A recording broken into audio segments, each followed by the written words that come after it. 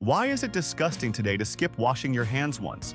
Yet perfectly normal in colonial America for a surgeon to wipe his blade on his coat between amputations and call that sterile. Welcome to 71 Most Unhygienic Common Practices from Colonial America that will make you gag. Where dead bodies sat in the dining room for a week, coffins got dug up and resold, and pigs lived inside the kitchen by design. Every single point on this list will make you genuinely grateful you were not born 300 years earlier. Hit subscribe right now, because by point number 51 you are going to need someone to talk to. 1. Picture a colonial Virginia gentleman named Thomas, waking at dawn and reaching for a small clay cup filled with his own warm morning urine. Thomas swishes it around his mouth with full confidence because his physician swore it was the finest tooth whitener money could buy. His wife Martha nods approvingly while doing the exact same thing, and their neighbors gargled it without shame just like the local pastor, and even visiting English doctors who recommended it in published medical books. Thomas spits, smiles at his reflection, and heads off to greet the day feeling remarkably proud. 2. Out behind a Massachusetts farmhouse hung a single damp rag the entire Whitmore family shared as their communal bathroom cloth. Father Ezekiel used it first thing in the morning, then his wife, then all 7 children took turns throughout the day without a single rinse between visits. That same rag swung from a nail by the outhouse for 3 full weeks before anyone considered washing it, and even then it just got dunked in Cold Creek water and hung straight back up. Neighbors borrowed it during gatherings and guests used it at dinner parties because everybody owned one. 3. Dr. Whitfield, a Pennsylvania surgeon during the Revolutionary War, rolled up his sleeves and got straight back to work in his blood-splattered field tent. He had just finished amputating a soldier's leg and casually wiped his bone saw across his crusted apron before turning to the next screaming patient. Dr. Whitfield genuinely believed his apron stains proved his experience and skill, so washing seemed insulting to his reputation. The next soldier got the same unwashed blade pressed into his thigh, and the one after that received the exact same treatment. By sundown, 12 men had shared one filthy saw. 4. Prudence, a tired colonial Connecticut mother, wrapped her newborn baby in the same soiled cloth for the 4th straight day without flinching once. She honestly believed changing the rags too often was spoiling the child and inviting weakness into his tiny body. Her own mother had raised 12 children the same exact way and bragged about it at every church gathering in the village. Baby Nathaniel screamed constantly while neighbors complimented Prudence on her firm parenting and excellent motherly instincts. The visiting midwife declared little Nathaniel was being raised exactly the proper colonial way every child deserved to be raised. 5. 10 thirsty patrons crowded one wooden table at a rowdy colonial Boston tavern, all sharing a single pewter cup of warm spiced cider. A blacksmith named Silas took a long swig, wiped the rim with his grimy thumb, and passed it to a sailor who had just walked in from the docks. The sailor coughed violently into his sleeve, drank deeply, and handed it to the local preacher who never once questioned the arrangement. That cup made its way around the entire table 17 times before sunrise, and everyone walked out feeling refreshed, bonded, and sharing identical mysterious coughs by morning. 6. Grandfather Eliezer Hawthorne had been dead for 6 full days and was still lying on the kitchen table of his colonial Salem home. His family kept cooking, eating, and entertaining mourners just a few feet from his pale, swelling body without ever moving him to another room. Mother Hawthorne stirred a pot of stew while flies circled overhead, and the children ate biscuits seated directly beside the corpse without flinching. Neighbors stopped by to pay respects and stayed for supper, as if nothing was unusual at all. Eliezer finally got buried on day 7, smelling absolutely unforgettable to every single guest. 7. Cornelius, a cheerful New York barber, greeted his 14th customer of the day with the same razor he had been using since dawn that morning. The blade still carried a smear of dried blood from a nicked sailor, plus stubble from a farmer, and a suspicious crusty patch nobody dared ask about. Cornelius dragged it across Mr. Abernathy's lathered cheek while humming a tune, completely unconcerned about the rash spreading from chin to chin. Mr. Abernathy left feeling handsome, tipped generously, and developed a mysterious skin infection 3 days later that the town doctor blamed entirely on swamp air. 8. 3 full generations of the Bradford family in colonial Vermont had proudly slept on a mattress stuffed with horsehair and dried corn husks since 1698. Not a single husk inside that lumpy fabric shell had ever been replaced or refreshed across all those decades. An entire civilization of bedbugs, lice, and unidentified crawling creatures had built their own little kingdom in there over the years. Young Abigail Bradford complained about itchy welts every morning, but her mother insisted that was simply the cost of owning such a fine, sturdy family heirloom mattress. 9. Schoolmaster Pendleton arrived at his new Colonial, New Hampshire classroom and nearly fainted the moment he opened the door of that little wooden one-room schoolhouse. 20 children sat shoulder to shoulder, their scalps shimmering with fresh weekly applications of rancid bear grease that hit him like a brick wall. Little Josiah's mother had slathered extra grease into his hair that morning, convinced it would help him learn arithmetic faster than the other students. The schoolroom smelled like a bear carcass cooking in a closed barn, and Mr. Pendleton resigned by lunchtime, never returning to teach in that district again. 10. 3 large pigs named Hamlet, Biscuit, and Sir Reginald lived inside the Carter family kitchen in freezing Colonial, Rhode Island, all winter long as personal floor cleaners. Mother Carter dropped scraps, droppings, and table waste onto the floorboards without worry because the pigs gobbled everything within minutes. They slept beside the hearth, snored louder than Father Carter himself, and occasionally knocked over the butter churn during their midnight wanderings. Visitors complimented the family on their spotless floors while politely pretending not to notice the unmistakable pig aroma, soaked deep into every wall, blanket, and loaf. 11. Mr. Goodwin, a frugal Colonial Maryland farmer, packed his winter meat into wooden barrels filled with salt, mixed generously with fresh pig and cow blood. He genuinely believed the blood acted as a magical preservative seal that locked freshness inside for months at a time. His wife Hester sometimes glanced at the dark, sludgy barrels in the cellar and quietly wondered if any of this was a wise idea. By February, the family was happily slicing into meat that had marinated in coagulated blood paste for weeks, serving it to dinner guests who praised Hester's exceptional homemaking instincts and remarkable culinary courage. 12. Father Holcomb of Colonial, Delaware kneeled beside his crying son Jeremiah and exhaled a thick cloud of tobacco smoke directly into the boy's aching ear canal. This was the standard home remedy passed down for 4 generations of Holcomb men, who all swore it cured earaches faster than any apothecary tonic available. Little Jeremiah coughed, gagged, and burst into even louder tears, but Father Holcomb simply leaned in for a second puff. Neighbors knocked on the door, asking to borrow the famous Holcomb pipe for their own suffering children, and the whole village smelled like a tobacco bonfire.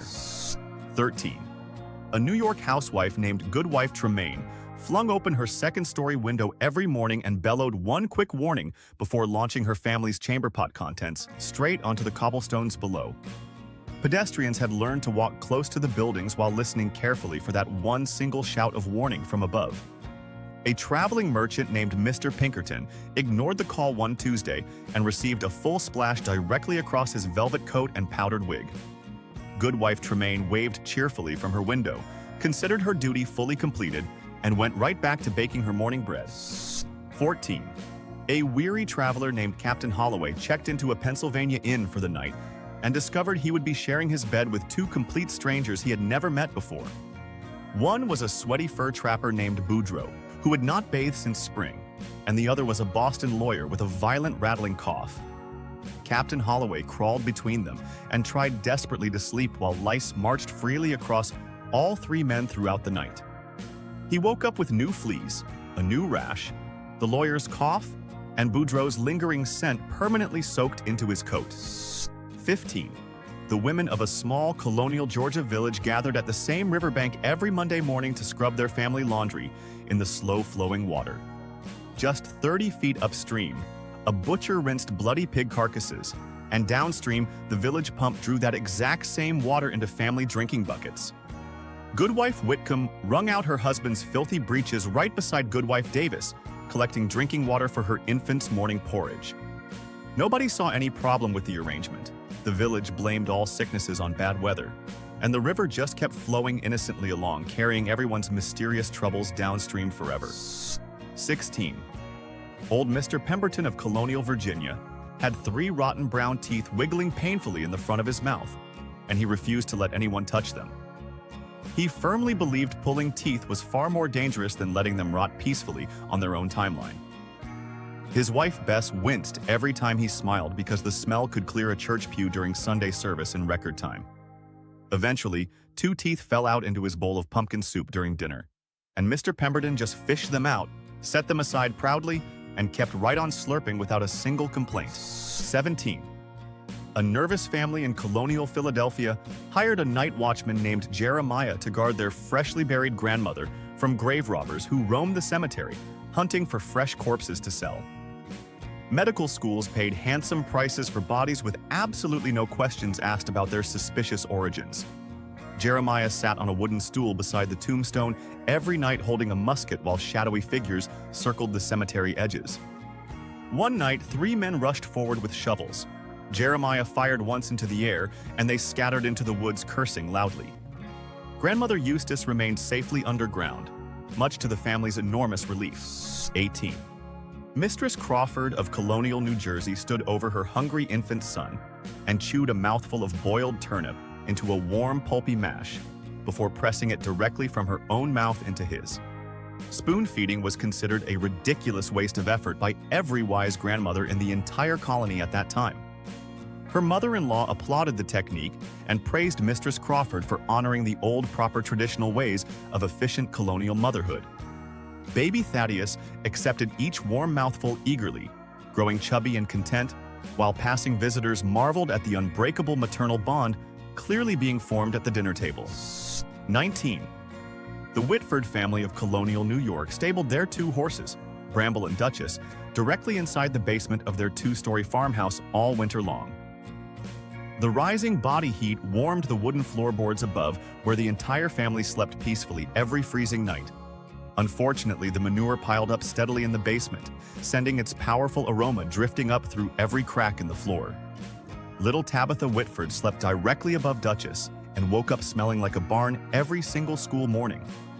Her teacher pretended not to notice while the family insisted their innovative heating arrangement was the future of clever colonial engineering. 20. Reverend Coddington of Colonial, Massachusetts had not trimmed or cleaned his toenails since his ordination ceremony, 11 years earlier in the spring of 1693. His sealed leather shoes housed a thriving private ecosystem of fungus, dead skin, and curled yellow nails that occasionally tore through his thick wool stockings. The Reverend believed feet were spiritually unimportant and refused to acknowledge them as worthy of any earthly attention whatsoever. One Sunday after a particularly long sermon, he removed his boots in the church vestry, and 3 altar boys reportedly fled the building gagging into their sleeves, never to return again. 21. Goodwife Atkins of Colonial, South Carolina proudly reused the same cooking pot water for 6 straight days without ever dumping it out between meals. The murky gray liquid carried floating bits of last Tuesday's mutton, Wednesday's cabbage, and Thursday's mystery stew swirling together into one continuous broth of family tradition. Her husband Bartholomew slurped his Sunday soup happily, declaring it the richest flavor he had ever tasted in his entire married life. The visiting parson asked for a second bowl, complimented her recipe, and went home with a stomach gurgling like a thunderstorm rolling across the Carolina coast in the middle of August. 22. Dr. Ashcroft of Colonial, Pennsylvania strode into his operating tent, wearing a frock coat so stiff with crusted blood it practically stood up by itself in the corner each morning. He considered the dried stains a public badge of his vast surgical experience and impressive professional reputation. Patients actually felt reassured seeing those layered crimson splatters because it meant Dr. Ashcroft had clearly performed many operations before theirs. His wife begged him to wash it just once before their daughter's wedding, but Dr. Ashcroft refused on principle and walked his bride down the aisle smelling exactly like an old battlefield in summer. 23. The Pemberton family of Colonial, Virginia dug their outhouse exactly 6 feet from the family drinking well, a decision they considered remarkably efficient. Brown sludge seeped silently through the soil month after month, contaminating every single bucket of water hauled up for cooking, washing, and morning tea. Mother Pemberton noticed her children kept getting mysteriously sick with stomach cramps, but she blamed it on the suspicious autumn breeze coming off the river. Father Pemberton sipped his well water proudly at supper, raised his cup to toast their fine homestead, and developed a violent fever within 48 hours of every sip. 24. The Colonial Boston courthouse contained one enormous brass spittoon sitting in the center of the room, and absolutely nobody had emptied it since the previous spring. Lawyers, judges, and accused murderers all launched their tobacco juice into the same overflowing bucket with impressive accuracy throughout each long, sweltering trial. Judge Hawkins occasionally glanced at the rim crusted with weeks of dried saliva and chose to focus entirely on his legal proceedings instead. One witness lost his lunch onto the floor mid-testimony from the smell alone, and the court bailiff simply nudged the spittoon politely closer to him. 25. Lady Penelope of Colonial Williamsburg sat at her vanity every morning while her maid powdered her elaborate wig with wheat flour mixed with warm, rancid lard. Within 3 weeks of regular wear, that magnificent wig had become a thriving private apartment complex for weevils, lice, and even a few curious maggots. Lady Penelope attended a fancy gubernatorial ball one evening and felt something tickle her scalp during the minuet dance. A small white worm wiggled out, plopped onto her shoulder, and slid into her champagne glass while 3 astonished guests politely pretended they had seen absolutely nothing at all. 26. Young Master Thaddeus of Colonial, Rhode Island, was strapped to a heavy oak chair by thick leather restraints while the village tooth puller approached him with rusted iron pliers. There was no anesthesia, no warning, and no gentleness whatsoever as the puller braced his knee against the boy's chest. 2 strong neighbors held Thaddeus down while he screamed loud enough to startle the chickens in the yard outside. The rotten molar came out with a wet crunch. The puller wiped his pliers on his trousers and called out cheerfully for the next patient waiting nervously in line. 27. The Brewster family of Colonial, Connecticut received a wooden coffin for grandfather Obadiah that they secretly suspected had already been used at least twice before that year. The local coffin maker happily dug up older graves once the previous occupant had decomposed enough, gave the box a quick wipe down, and resold it the same week. Mother Brewster recognized faint scratch marks on the inside lid and immediately pretended she had not seen anything unusual. Grandfather Obadiah was laid to rest peacefully, and the family quietly suspected he would probably be making the journey above ground again within 5 years. 28. The Whitcomb family cradle had rocked 7 generations of babies since 1652 and had never once been washed with soap or even rinsed with cold water. Layers of dried spit-up, urine, ancient cracker crumbs, and unidentified crustiness coated the bare wooden frame in geological strata of pure colonial memory. New baby Hezekiah was placed into the cradle by his proud mother, who beamed at the family heirloom passed down lovingly through every Whitcomb generation. The smell alone could knock over a goat, but Mother Whitcomb insisted it was simply the comforting scent of cherished family tradition, lingering sweetly in the wood. 29. Mistress Halloway of Colonial, New York kept 3 plump cats named Sir Pounce, Whiskerton, and Mrs. Mittens to fight her never-ending battle against the rats infesting her pantry. Unfortunately, those same cats walked freely through the outhouse waste, prowled the gutter, and then casually strolled across her cheese, bread, and butter throughout the day. Mistress Halloway never once shooed them off her food preparation surfaces, considering their presence a charming household blessing. Dinner guests complimented her exceptional cheese spreads, while Sir Pounce licked his paws on the breadboard, and Mrs. Mittens napped contentedly directly on top of the butter. 30. Goodman Pritchard of Colonial, Maryland, sliced his hand badly while chopping firewood, one freezing November morning behind his small homestead barn. The village healer arrived quickly carrying a generous handful of warm, fresh cow manure, which she packed firmly directly into the gaping, bloody wound. She assured Goodman Pritchard the manure would stop infection from spreading anywhere into his body and promised swift recovery. Goodman Pritchard nodded gratefully, thanked her sincerely, and developed a roaring fever within 2 days that nearly killed him outright. The healer blamed it confidently on bad luck and recommended another round of fresh dung immediately. 31. Goodwife Larkin of Colonial, Massachusetts stored her family's daily milk in a wooden bucket that had never been properly scrubbed since she received it as a wedding gift 12 years earlier. A thin, sour film coated the bottom in layers, quietly fermenting yesterday's leftovers into every fresh pour she served at breakfast. Her husband Ezra drank his morning milk happily, completely unaware that he was enjoying a chunky symphony of curdled remnants stretching back to the previous October. Their neighbors praised Goodwife Larkin for her remarkably tangy buttermilk recipe, and she modestly credited her secret to never washing the bucket too aggressively at all. 32. Midwife Greta of Colonial, Pennsylvania delivered 3 babies in one busy Tuesday afternoon, using the exact same unwashed bloody cloth between each rushed delivery. She wiped the first mother, then dabbed the second mother's brow, then assisted the third laboring woman without rinsing the rag, even once between visits. By sundown, all 3 newborns were screaming healthily, but 2 of the mothers developed mysterious raging fevers within 48 hours. Midwife Greta blamed everything confidently on the cold autumn weather rolling in over the Pennsylvania farmland and recommended generous prayer, hot turnip broth, and absolutely no further bothersome medical interference whatsoever. 33. The Pickering family of Colonial, Virginia swept their fireplace ashes into one enormous corner pile that grew steadily for nearly 5 whole months without ever being emptied outside. When Mistress Pickering needed to scrub her family's supper dishes, she scooped handfuls of those gritty cold ashes and scrubbed the wooden plates vigorously with them. Bits of half-burned wood, charred mouse bones, and ancient soot all transferred onto every clean dish ready for the next meal.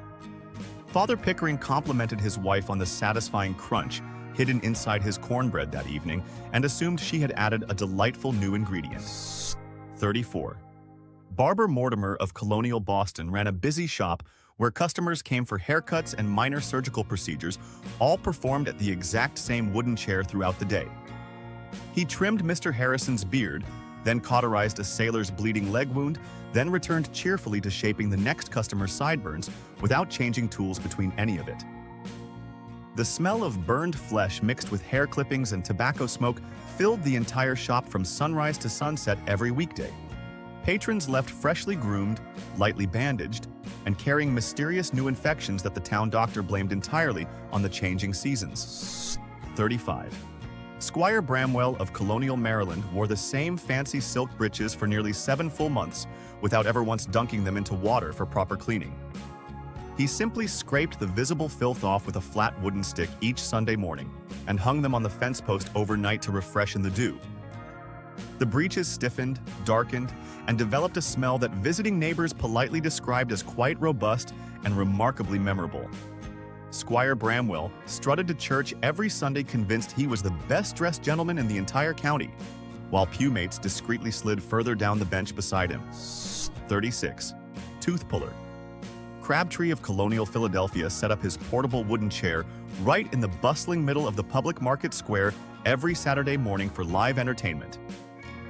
Crowds gathered around, cheering loudly while he yanked rotten molars from screaming farmers, sailors, and unfortunate housewives with his trusty iron pliers. He wiped his bloody tools on a single filthy rag between each customer and tossed the extracted teeth into a small wooden bowl beside him. Children pointed excitedly, vendors sold roasted nuts to spectators, and the entire market smelled like a butcher shop having a slightly unusual coming-of-age party. 37. Widow Hargrove of Colonial, Connecticut wore the same heavy black morning dress every single day for the entire year following her husband Bartholomew's sudden death. She slept in it, ate in it, weeded her garden in it, and absolutely refused to wash it because that would dishonor his sacred memory. By month 4, the dress had developed a personality of its own, stiffening into a permanent shape that walked beside her almost independently.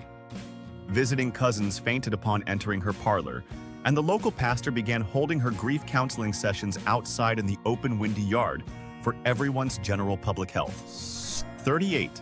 Little Patience and her brother Ezekiel of Colonial, Vermont played for hours every afternoon with their favorite toys carved from real animal bones and dried corn cobs. The bones came from the family supper table months earlier and had been chewed, dropped in mud, and licked by the family dog repeatedly. The children shared everything happily, passing bones back and forth between sticky hands and curious mouths without ever cleaning them once. Mother smiled fondly from across the room, marveling at her wonderfully resourceful children, while the family dog captain stared longingly at his old chewed femur now slick with toddler saliva. 39. The Endicott family of Colonial, Rhode Island welcomed 3 goats named Petunia, Clover, and Sir Bartholomew to live freely indoors year-round. They genuinely believed those goats improved the indoor air quality and prevented deadly miasma vapors from settling inside their cozy little farmhouse. The goats nibbled curtains, chewed table legs, knocked over candlesticks during the night, and left small surprises across every wooden floorboard. Mistress Endicott swept around them lovingly each morning, convinced their gentle goaty presence was the secret to her family's robust health. Visiting cousins from Boston refused dinner invitations and politely never returned to that strange-smelling Endicott household again. 40. Gentleman Wickham of Colonial, New York, had not washed his hair since his 18th birthday in 1684, a fact he proudly mentioned in casual conversation. Every single morning he combed accumulated grime, grease, and dandruff downward toward his shoulders, tucked it under a tricorn hat, and considered himself fully groomed. His powdered wig sat atop a thriving private ecosystem that occasionally rustled audibly during silent moments at the dinner table. Ladies at fancy gatherings politely excused themselves whenever Gentleman Wickham bowed close to greet them, and his own valet refused to handle his hat without thick leather gloves on. 41. Goodwife Stoddard of Colonial, Massachusetts baked her family's daily bread directly on hearthstones, blanketed in thick gray fireplace ash every single morning before sunrise. She brushed off the ashy crust with an old cloth, declared the loaf perfectly clean, and served it warm at the breakfast table with butter. Father Stoddard chewed happily through grit, charcoal flecks, and the occasional crunchy mystery particle without ever questioning the texture of his wife's famous bread. Visitors complimented the smoky, earthy flavor and asked Goodwife Stoddard for her secret recipe, which she modestly described as just plain old colonial cooking passed down generations. 42. Dr. Wendell of Colonial, Pennsylvania greeted his sickly patients each morning by collecting a small glass jar of their fresh urine and tasting it thoughtfully like a connoisseur sampling fine wine. He swirled, sniffed, sipped, and formally recorded the color, smell, and flavor as serious clinical evidence for his medical diagnosis. Mr. Carmichael watched in absolute horror as Dr. Wendell smacked his lips and declared his urine had a delightful nutty undertone with grassy notes. The diagnosis came back as melancholy of the liver. The prescription was bloodletting, and Mr. Carmichael walked home, wondering if he should ever visit any doctor again. 43. The Calloway family kitchen of Colonial, Virginia smelled permanently like rancid burning meat from the candles they made by rendering animal fat collected for weeks in a greasy iron pot. Old beef drippings, mutton scraps, and unidentified household grease all melted together into long yellow candles that burned with thick black smoke. Mother Calloway lit one at supper, and the family ate their meal beneath a constant aroma of dying livestock filling every corner of the room. Their friendly cat Whiskerton refused to enter the kitchen during candle-making days, and visiting neighbors politely declined dinner invitations during the entire long winter season. 44.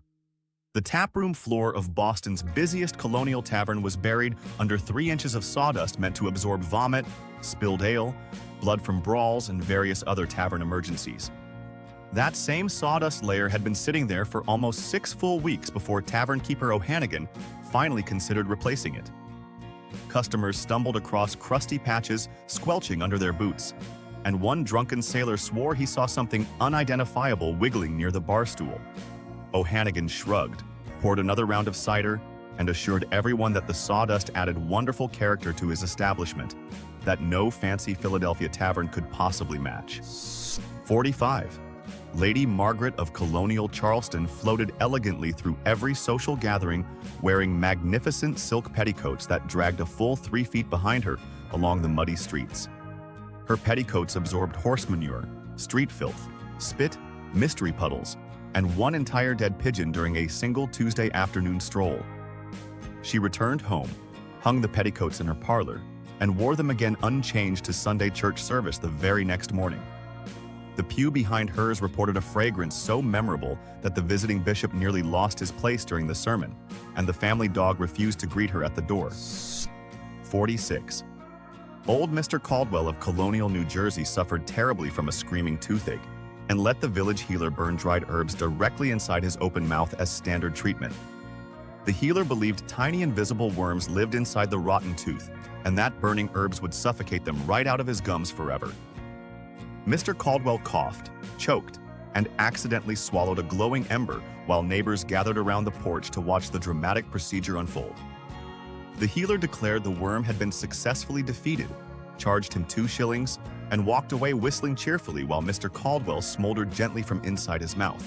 47. The Colonial Boston churchyard was so completely stuffed with buried bodies that gravediggers casually exhumed older skeletons each Monday morning to make room for fresh customers. Bones got stacked neatly in a quiet corner like firewood, and the freshly emptied plots were resold to grieving families that same afternoon. The Pemberton family bought what they thought was a peaceful, pristine grave for Aunt Hildegard, never realizing 3 previous tenants had been gently relocated. Aunt Hildegard rested comfortably above the leftover toe bones of a forgotten cobbler from 1684, while the church earned itself a tidy little weekly business profit. 48. Baby Cornelius of Colonial, Connecticut, received a generous spoonful of raw rum mixed with honey every single night as his standard sleeping medicine called quieting syrup. His mother, Goodwife Beatrice, swore by it, because Cornelius slept so deeply afterward that nothing could possibly wake him before sunrise. The neighbors envied her remarkable parenting skills and asked for the exact recipe to use on their own restless infants immediately. Little Cornelius grew up snoring loud enough to rattle the windows, developing an unusually strong fondness for tavern visits later in life, and remembering absolutely nothing of his entire toddler years afterwards. 49. Goodwife Hutchins of Colonial, Maryland milked her cow Bessie directly beside her wooden kitchen cutting board, where she prepared the family's evening supper every single afternoon. Manure regularly splattered onto carrots, turnips, and freshly sliced bread, but Goodwife Hutchins simply wiped everything down with the same cloth she used for drying clean dishes. Bessie occasionally shifted, splashed, and contributed unexpected ingredients to whatever stew was bubbling that day on the open hearth. The Hutchins family ate heartily without complaint, attributed their constant stomach troubles to mysterious autumn vapors, and continued the tradition for 3 entire generations afterward proudly. 50. The Whitford family of Colonial, Rhode Island shared 1 wooden basin of water once a week for their entire scheduled family bath time every Saturday evening. Father Whitford washed first while the water was still warm and clear, then Mother Whitford, then the children in strict order from oldest to youngest.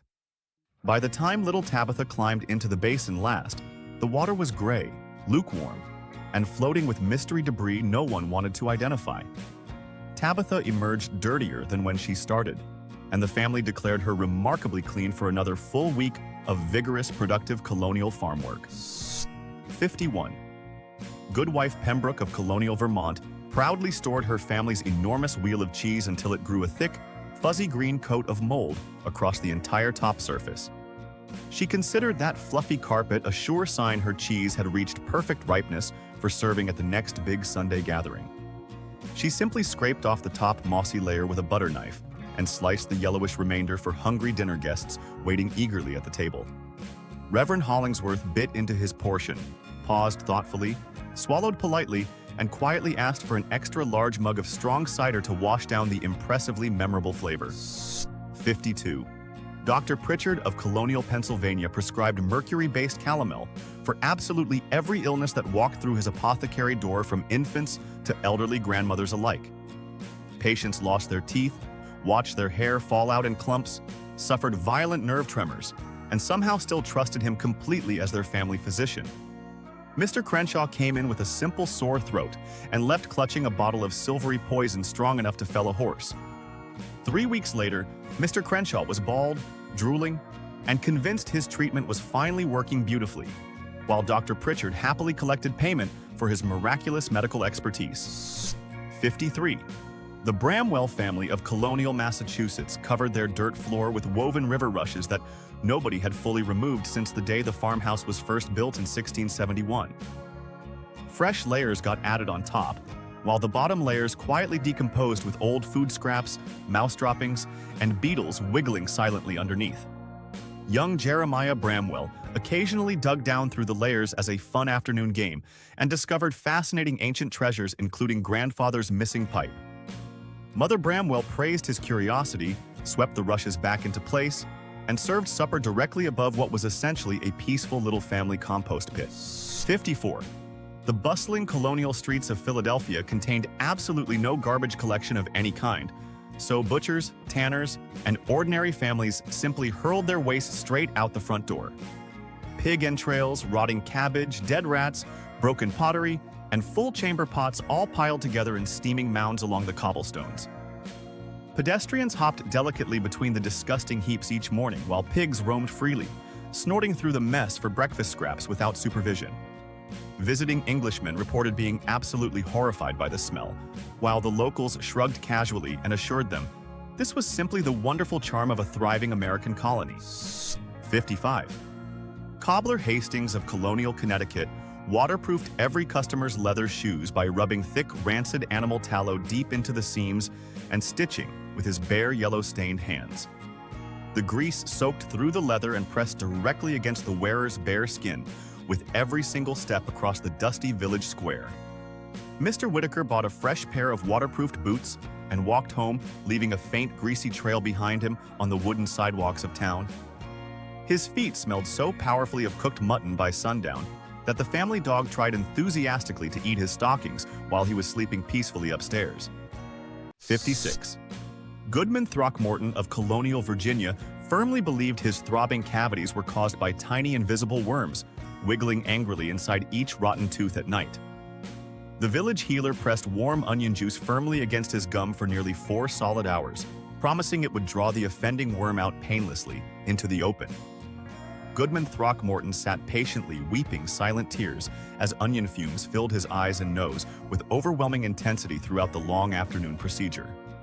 No worm ever appeared, but his entire farmhouse smelled exactly like a French peasant kitchen for almost 2 full weeks afterward, and his cat refused to come anywhere near him.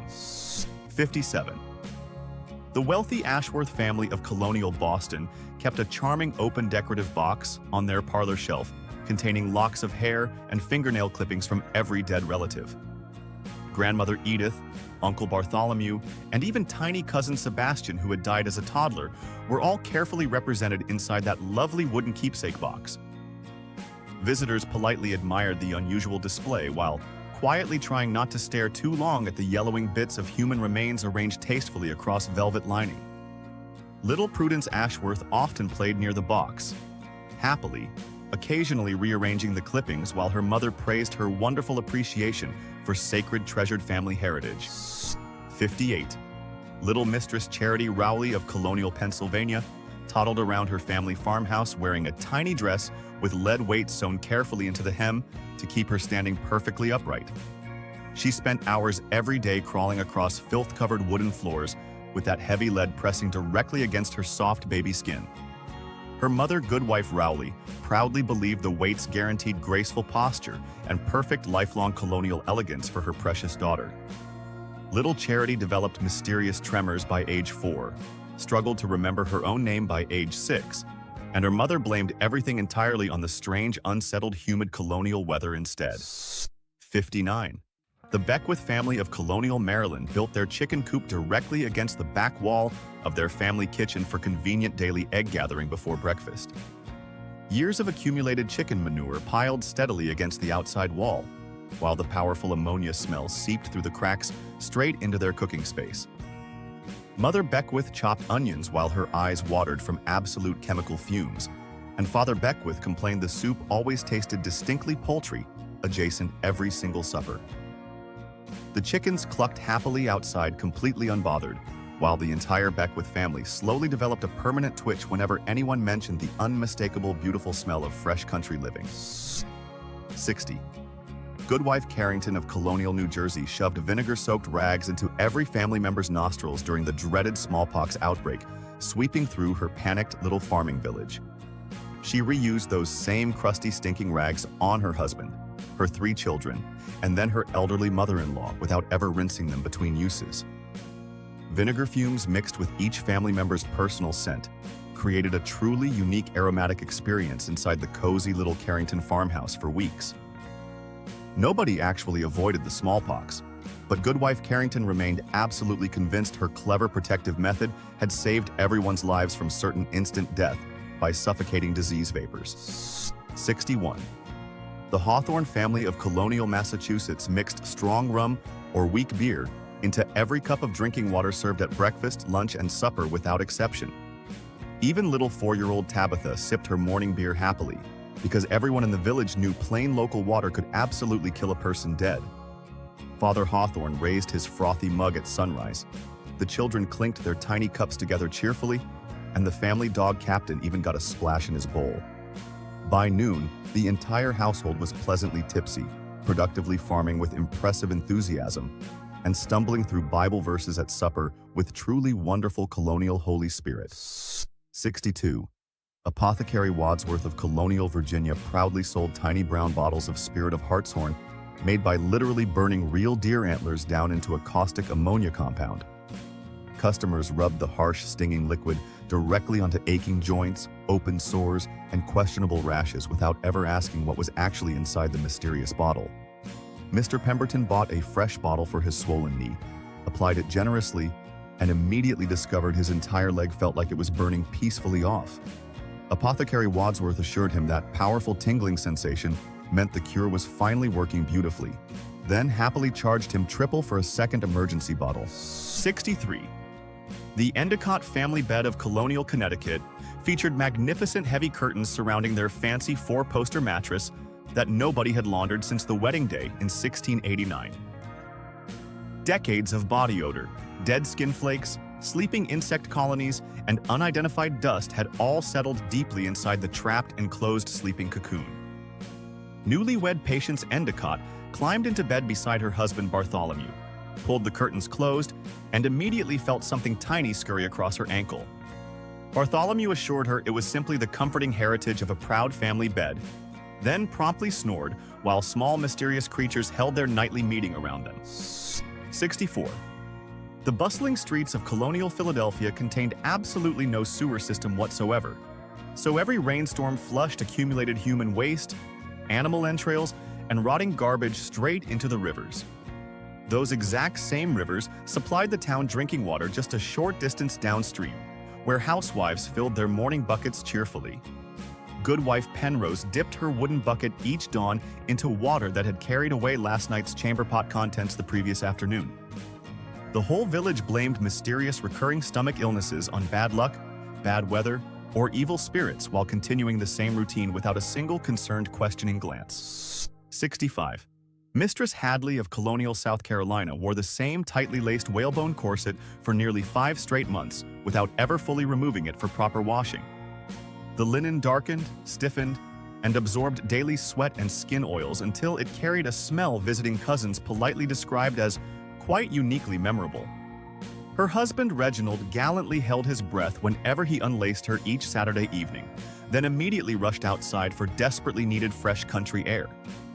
Mistress Hadley believed her corset shaped her into perfect, elegant womanhood, while her neighbors quietly suspected the smell alone could probably stop a charging bull in mid-sprint. 66. Goodman Tilbury of Colonial, Massachusetts suffered from breath so legendary that his own wife refused to sit downwind of him at the supper table for nearly 17 long years. The village healer prescribed swallowing a full spoonful of thick pine tar mixed with sweet molasses every single morning before breakfast. Goodman Tilbury choked it down loyally, convinced this sticky brown sludge would finally chase the corrupt stomach vapors out of his suffering, miserable body. His breath actually grew significantly worse, now smelling of warm tar and dying pine forest, while his wife began holding her conversations with him through an open window. 67. The Whitcomb family of Colonial, Rhode Island held a multi-day wake for Grandfather Phineas during the hot, sweltering summer of 1701 with absolutely no professional embalmers available anywhere. Grandfather Phineas began visibly decomposing on day 2, and by day 4, the smell inside the family home was so absolutely overwhelming that mourners gagged openly. Mother Whitcomb burned bundles of fresh dried herbs in every single room just so neighbors could survive entering through the front door briefly. Visiting cousin Lucretia fainted 3 separate times during the wake, and the family dog Captain refused to come inside the house for nearly 2 solid weeks. 68. The Pickering children of Colonial, Pennsylvania happily passed down their coral and bone-teething toys through every single sibling for almost 20 unbroken family years. Each baby gnawed enthusiastically on the same little items previously slobbered on by all 5 older brothers and sisters before them. Layers of dried saliva from every previous Pickering child coated the toys in geological strata of ancient toddler drool nobody ever cleaned. Baby Hezekiah received his big brother's bone teether, chewed contentedly for hours, and apparently developed remarkable immunity to absolutely every illness sweeping through the entire colony during his impressively long, healthy childhood. 69. The Callaway family of Colonial, Virginia built their beehives directly into the exterior walls of their cozy little wooden farmhouse for convenient honey gathering year-round. Sweet golden honey and warm beeswax seeped slowly through tiny wall cracks straight into the family parlor walls during every long, hot summer. Ants, beetles, mice, and curious spiders all came marching inside to investigate the dripping, sugary treasure hidden deliciously behind the wooden panels. Mistress Callaway swept new mysterious bugs from her sitting room every single morning, while Father Callaway proudly insisted their innovative bee wall arrangement was clearly the most brilliant idea in their entire colony. 70. Lady Cornelia of Colonial Charleston spread raw beaten egg whites mixed with toxic white lead powder across her elegant face every single morning as her standard foundation makeup. The lead caused violent hand tremors, slowly falling hair, mysterious skin sores, and rotting teeth, all of which she completely ignored as inconvenient passing nuisances. Her servant girl whispered worried warnings, but Lady Cornelia waved her off and applied another generous layer before each evening's fancy ball. By age 29, she had lost most of her hair, half her teeth, and was widely regarded as the absolute most fashionable woman in the entire glamorous colony. 71. The Sutherland family kitchen of Colonial, Connecticut had absolutely no ventilation system whatsoever, so smoke, grease, steam, and ash from boiling animal parts coated every surface permanently. A thick black film covered the walls, the ceiling beams, the food preparation tables, and even the salted bacon hanging quietly from the rafters above. Mother Sutherland tried scrubbing it once in the spring of 1697 and gave up entirely after realizing the film was apparently load-bearing. Father Sutherland chewed his soot-flavored cornbread happily every supper, declaring his beloved wife the most talented colonial cook in all of New England without exception. And there you have it, folks. 71 absolutely revolting habits from colonial America that prove our ancestors were truly built different in the worst possible way imaginable. Now here is the big question for you. Which one of these unhygienic practices shocked you the most? And which one could you honestly never survive even for a single day? Drop your answer in the comments below because we genuinely want to know. Smash that subscribe button and ring the notification bell for more wild history on dumbest things. Give this video a big thumbs up, and we will see you in the next one.